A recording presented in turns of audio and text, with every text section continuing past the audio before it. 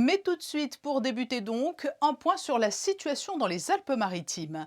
Des mesures de confinement vont être mises en place dans les communes du littoral, allant de Théoul à Menton, les 2 prochains week-ends. Le sénateur des Alpes-Maritimes, Dominique Estrosi Sassone, est notre invité. Elle a à plusieurs reprises plaidé en faveur de la cause et de la spécificité monégasque au cours des dernières semaines. Bonsoir Dominique Estrosi Sassone. Bonsoir. Débutons cet entretien par l'actualité immédiate, ces nouvelles mesures qui vont concerner les Alpes-Maritimes. Alors à quoi doit-on s'attendre? Alors, on doit s'attendre à un confinement qui va être donc pour les 2 week-ends à venir, à partir du vendredi soir 18 heures jusqu'au lundi matin 6 heures, et qui devrait, je dis devrait parce qu'il n'y a pas encore la liste précise des communes qui sont concernées, mais qui devrait concerner toute la bande littorale depuis Menton jusqu'à Théoul-sur-Mer, là où bien sûr il y a la plus forte concentration de population. Il y aura également des mesures qui viseront à diminuer la jauge dans les grandes surfaces, mais également dans un certain nombre de centres commerciaux qui étaient restés ouverts. Il va y avoir, en tout cas je l'espère et je l'appelle de mes voeux, un renforcement des contrôles, tant les contrôles aux frontières, au niveau de l'aéroport de Nice-Côte d'Azur, au niveau des gares, voire aussi au niveau de certains axes routiers stratégiques, et puis des contrôles plus importants sur le respect des gestes barrières, le port du masque, la distanciation sociale, qui restent bien évidemment des mesures qui sont quand même aujourd'hui les plus efficaces pour lutter contre cette recrudescence de la pandémie dont malheureusement le département des Alpes-Maritimes est victime aujourd'hui. Vous êtes sénateur également adjointe au maire de Nice. Quelle est la situation actuelle dans la ville? On en a beaucoup parlé ce week-end. C'est une situation réellement alarmante. Alors oui, c'est une situation en tout cas qui montre que l'épidémie flambe, et elle flambe plus particulièrement à Nice, sur le territoire de la métropole Nice-Côte d'Azur. Donc il est vrai que c'était difficile de ne rien faire, même si pour ma part, j'ai plaidé fortement auprès du préfet des Alpes-Maritimes pour surtout ne pas demander au gouvernement un reconfinement général, parce que je pense que ça serait véritablement délétère pour l'ensemble de nos concitoyens. Alors bien évidemment, les monégasques qui souhaiteront se rendre dans les Alpes-Maritimes devront eux aussi tenir compte de ces nouvelles restrictions sanitaires.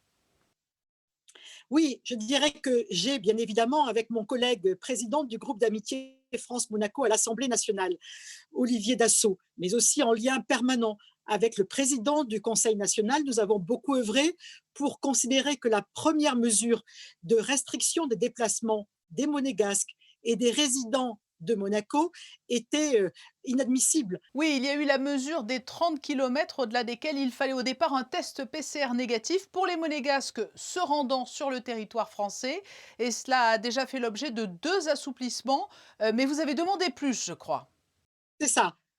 Voilà, donc on avait plaidé là-dessus parce qu'il n'y avait pas d'abord le respect de la réciprocité des mesures entre la principauté de Monaco et la France, et puis parce que c'était véritablement ignorer le positionnement géographique de la principauté de Monaco, imbriqué fortement dans le département des Alpes-Maritimes, et avec des déplacements incessants parce qu'il y a des liens économiques, des liens familiaux, des liens privés qui ne doivent pas pénaliser les monégasques et les résidents de la principauté pour venir comme ils en ont l'habitude, dans le département des Alpes-Maritimes. Nous étions dans cette démarche-là, et puis je dirais malheureusement, est arrivée cette épidémie qui flambe, et donc avec de nouvelles mesures restrictives aujourd'hui présentées par la préfecture des Alpes-Maritimes. Donc il me semble effectivement difficile de continuer à prôner, en tout cas dans les 15 jours à venir, un assouplissement supplémentaire, même si, force est de constater, et je suis heureuse d'avoir entendu le préfet, parce qu'on lui a posé la question, qu'en est-il avec la frontière avec la principauté de Monaco? Et le préfet a bien insisté sur le fait que Monaco est un État souverain et que bien évidemment, il n'était pas question d'imposer à Monaco des règles que l'on n'imposerait pas plus vis-à-vis de l'Italie ou d'autres pays. Et je n'admets pas que l'on puisse, dans le département des Alpes-Maritimes, de qui que ce soit, aussi bien de certains élus que d'autres population viennent donner des leçons à la principauté de Monaco. On a quand même le sentiment, oui, que cette crise a un peu entamé les bonnes relations de voisinage. Les Monégasques se sont sentis stigmatisés depuis le mois de décembre, avec notamment l'ouverture des restaurants, alors que ce n'était pas le cas dans les Alpes-Maritimes. Et je les comprends. Et je les comprends. Je comprends aussi combien ils peuvent avoir été un petit peu quand même déçus et combien il ne faut pas que cela entache nos relations, nos liens d'amitié extrêmement forts. En tout cas, je m'emploierai, moi, à faire en sorte que on puisse de nouveau retrouver un véritable dialogue, un véritable respect mutuel. Mais je ne voudrais pas que des élus politiques se servent de cette tribune pour montrer du doigt la principauté de Monaco qui, je le constate, gère très efficacement la crise sanitaire sur son territoire et que nous devons bien évidemment tout à fait respecter. Un message amical et ô combien bienveillant. Merci beaucoup, Dominique Estrosi Sassone, Merci. d'avoir répondu à notre invitation.